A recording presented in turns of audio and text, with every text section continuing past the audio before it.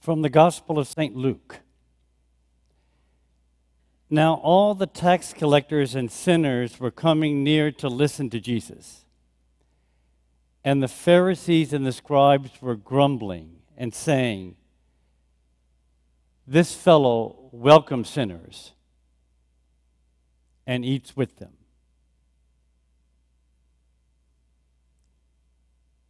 They were grumbling against Jesus.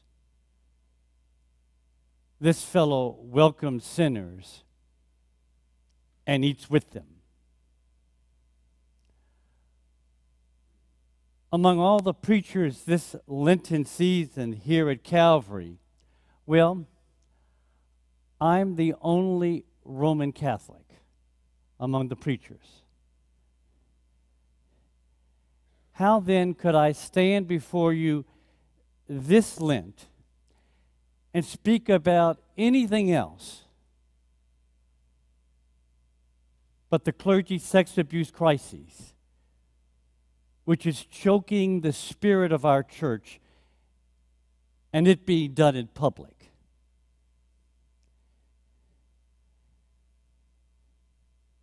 Now then, of course, a preacher like me would make note that clergy sex abuse crisis is in other church communions and among leaders in other fields, the Boy Scouts, schools, and the medical field. That is true. But sisters and brothers, it is the Roman Catholic Communion which is now making headlines day in and day out. It's the ground zero of pain, of cover-up, and of fumbling for solutions. I am angry, embarrassed,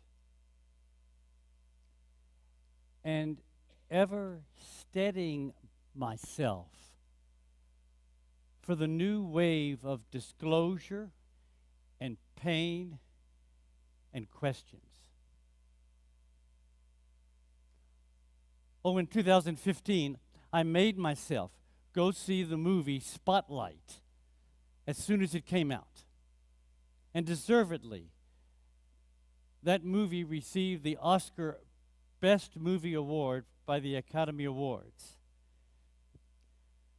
Spotlight puts before us how the Boston Globe in 2002 uncovered the widespread and systemic child abuse in the Boston area by priests and the cover-up at the highest levels of leadership.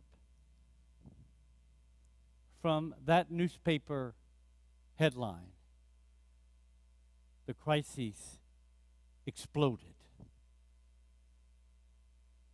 This past August, the Pennsylvania grand jury report listed 300 priests with accusations of sexual abuse of minors within the diocese of that report.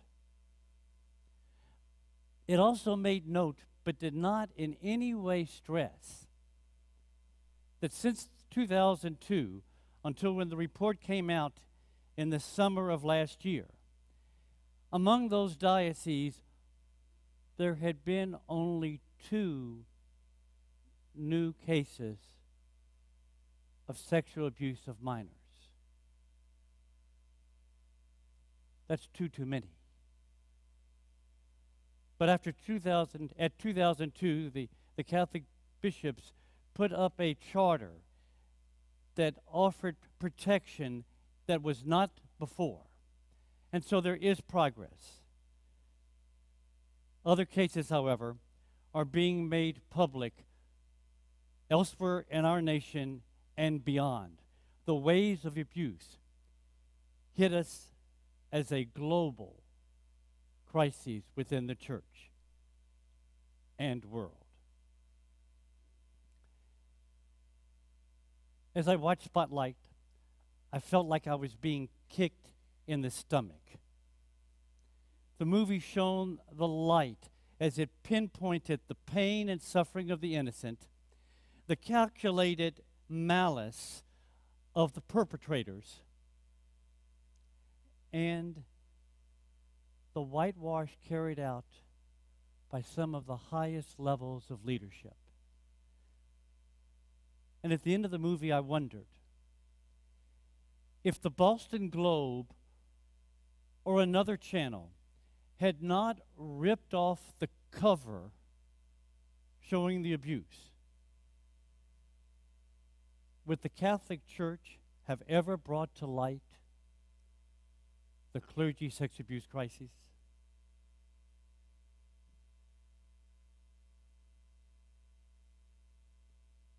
This past Ash Wednesday, the Psalm of the Mass cried out a mantra throughout this Lent: "Be merciful, O Lord, for we have sinned. For we have sinned. Be merciful, O Lord, for we have sinned." Yes, friends, Lent is not a solitary exercise, a 40-day pilgrimage bringing us to the Paschal feast. That is, the celebration of Jesus' death and resurrection during the great 3 days, the Triduum, beginning Holy Thursday night through Easter. No, it's something we are called to do together. And this Lent, how can we begin to experience any sense of Easter joy and new life as we are still subject daily to the dyings in the midst of so many and so much suffering? It's a valid question. I shall give only a tepid stab at one answer.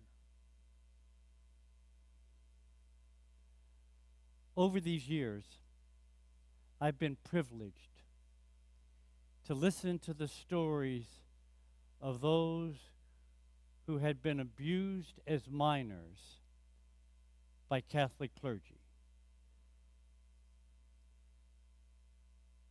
I've also been honored to listen to family members who likewise share how their loved one has been broken.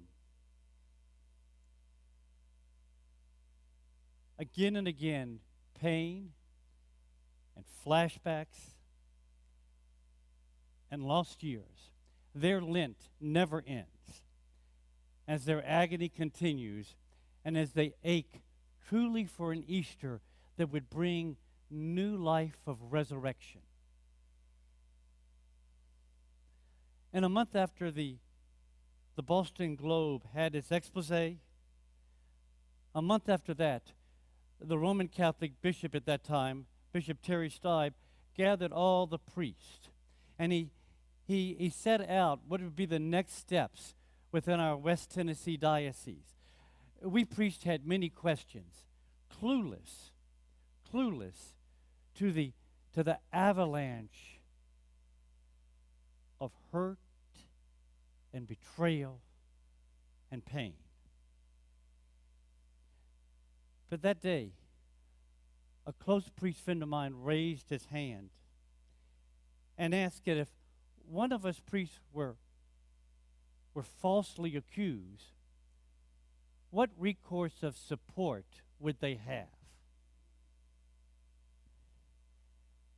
Now I remember that it was many years ago. And the answer was that priest would pretty much be on his own. That fear stays with many priests. We've known others elsewhere in the nation who've been accused falsely, and after a long process exonerated. But the stigma stays over them as a dark shadow. From the Gospel of St. Luke. Now all the tax collectors and sinners were coming near to listen to Jesus. And the Pharisees and scribes were grumbling, saying, "This fellow welcomes sinners and eats with them."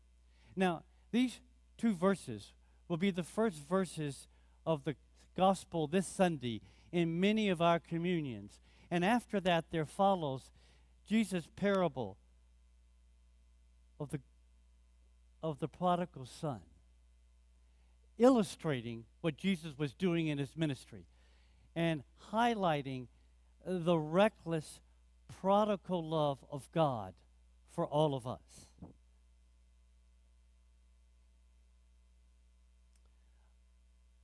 In 2003, a year after the crises broke open, as I had done for several years and following, on Tuesday nights, I gathered a group of 6 parishioners. And I just chose them after Sunday worship. They did it, each of them, for 5 weeks, and then they rotated off. It was always rotating. And we would look together at the scriptures for the next Sunday, reflecting together, and they helping me toward a homily. And so as we broke open that gospel for the particular Sunday, oh, there were stories like that throughout the Gospels of Jesus reaching out and keeping company with those on the fringe, the discarded, the rejected, those viewed way beyond the margins. So we reflected together on that gospel. And I asked the question, I tossed out, if Jesus were in that ministry today, as we're called to be in his name, who would be some of the groups that he would keep company with?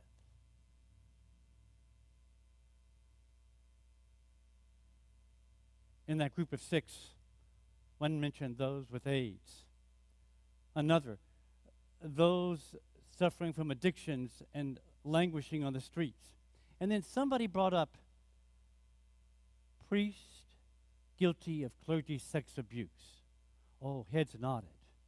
And then I said, without thinking, yes, I have a priest friend in another diocese who is in prison for the clergy sex abuse of minors. And then Sylvia Johnson, a parishioner. I know exactly where she was sitting at the table.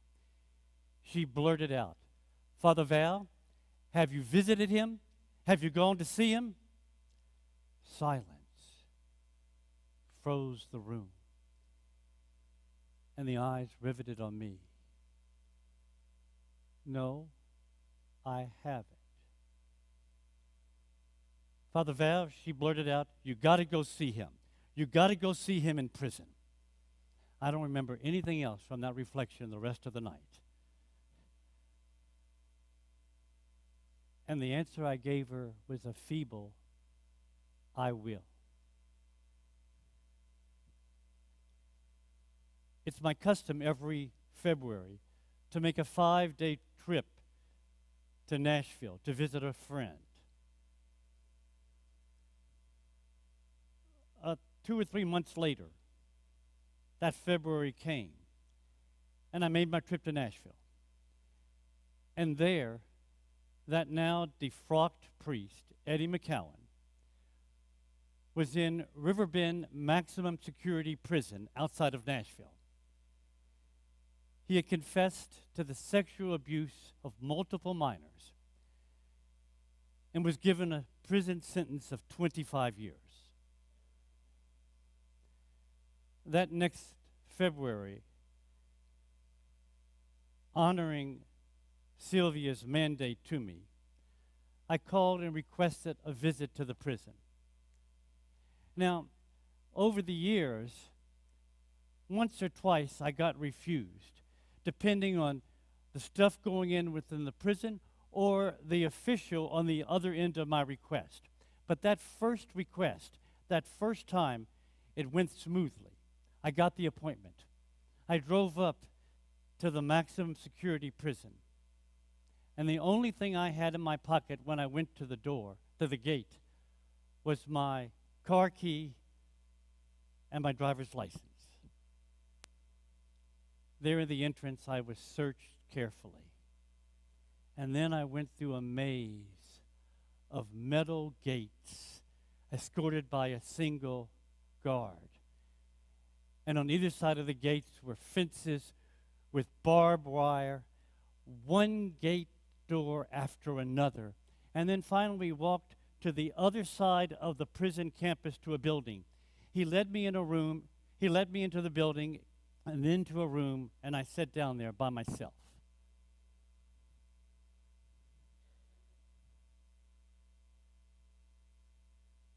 Another guard brought Eddie. In college, during summers, Eddie and I worked at a church camp. When I was ordained a priest, Eddie drove from Nashville to be there for the ordination. Now, he was in a prison uniform, and he and I were sitting across from each other. No one else in the room. A guard outside in the hallway. A monster. That's how folks saw Eddie and his ilk. We talked, but never about the abuse. He told me of how divinity students from a Vanderbilt Divinity School came and often gave courses in Scripture or other parts of theology for the inmates of the prison and how much he got out of it. He talked about, well, he pointed outside the window to a building not too far away, another building. He said that's where those on death row are. And that's where executions are carried out, even to this day. That our visit, my first visit, I thought it was never going to end. We had no trouble finding something to talk about. And we prayed together. But I felt the discomfort deep within me. And I was hoping that Eddie wouldn't sense it. Gradually, and in subsequent visits with Eddie, I felt much more at ease. I went the first time, honestly, to placate that parishioner, Sylvia. We pastors know those times like that. She nudged me out of my comfort zone. She pushed me in the direction of Jesus' ministry. And I chose to make subsequent visits because I wanted to. I chose to start leaning into Jesus' gospel. Now, all tax collectors and sinners were coming near to hear Jesus. And the Pharisees and the scribes were grumbling, saying, "This man welcomes sinners and eats with them." Eddie died this past Christmas week in prison of natural causes. I had learned in some detail the monstrous things Eddie had done. But friends, Jesus teaches us that Eddie and all of us, despite our monstrous sins and evil, are never, ever beyond Jesus' prodigal love. I learned that's a hard thing really to believe, and even harder to practice. It takes us way out of our comfort zone. And so I ask you, is there a Sylvia in your life who's pushing you out of your comfort zone to reach outside the margins? Or rather, is our Jesus this Lent, calling us to reach out of our comfort zones? Is he calling us to cross over into the fearful, embarrassing, unknown margins to people who were sometimes seen as monsters? And once we're there, can we share in our brokenness too Jesus' prodigal love for us all?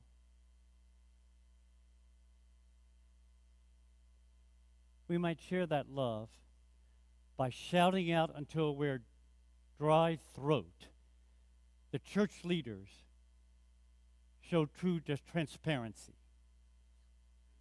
We might also share that love by being ready to come face to face with those who have suffered sexual abuse, perhaps not by priest, and be with them in listening, in hoping, in yearning for healing. They are so many in our midst.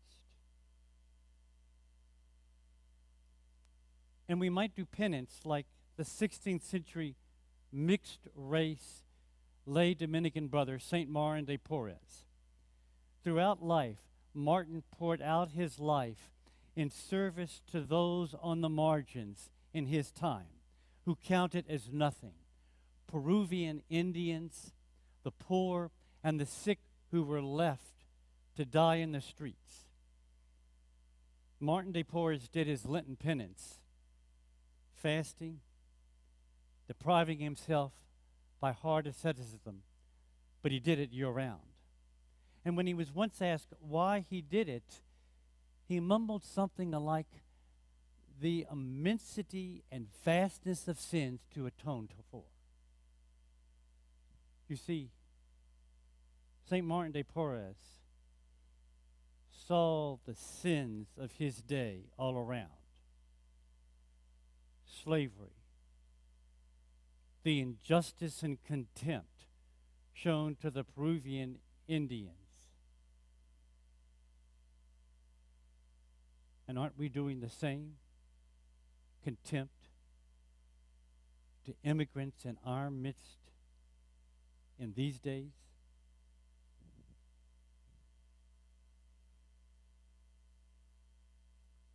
Martin knew that he shared in that sin as part of an ever-broken church and world needing healing. Be merciful to God. Be merciful, O God, for we have sinned. Sisters and brothers, we're all in this together. And all along, Jesus keeps showing us the company with whom he chose to keep. The company he chose with whom to keep.